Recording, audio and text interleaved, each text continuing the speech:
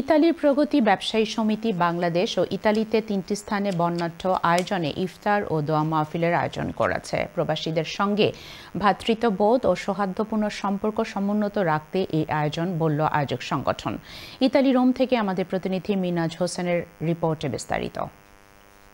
পবিত্র মাহে রমজান উপলক্ষে রোজাদারদের সম্মানে প্রতি বছরের ন্যায় এবারও ইফতার ও দোয়া মাহফিলের আয়োজন করে ইতালি প্রবাসী ব্যবসায়ীদের নিয়ে গঠিত সংগঠন প্রগতি ব্যবসায়ী সমিতি ইতালি। রোমের তপিনাতারা স্থানীয় একটি রেস্টুরেন্টে এই ইফতার ও দোয়া মাহফিলে প্রায় 7 শতাধিক রোজাদার ইফতার ও দোয়া মাহফিলে অংশগ্রহণ করেন।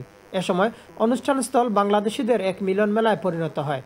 সংগঠনের সভাপতি জাহাঙ্গীর হোসেন, সাধারণ সম্পাদক ইয়াসিন মোল্লা ও সাংগঠনিক সম্পাদক দিন মোহাম্মদের আমন্ত্রণে উপস্থিত ছিলেন প্রধান উপদেষ্টা ইকবাল আহমেদ, 1 নং সদস্য মাহবুবুর রহমান, সিনিয়র সহসভাপতি রফিকুল ইসলাম শিপন সহ রোমের বিভিন্ন সামাজিক, আঞ্চলিক, ব্যবসায়িক ও সাংবাদিক সংগঠনের শীর্ষস্থানীয় নেতৃবৃন্দ। ইফতারের আগে রমজানের ফজিলত সম্পর্কে আলোচনা এবং দেশ, জাতি ও মুসলিম উম্মার সুখ, শান্তি, সুনাম ও সমৃদ্ধি কামনা করে বিশেষ দোয়া মুনাজাত করেন টিএমসি মসজিদের ইমাম ও খতিব।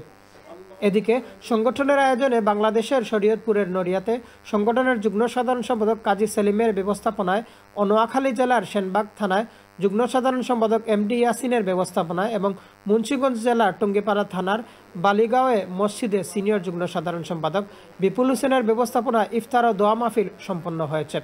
ইতালির রোম থেকে মিনাজ হোসেন, চ্যানেল এস নিউজ।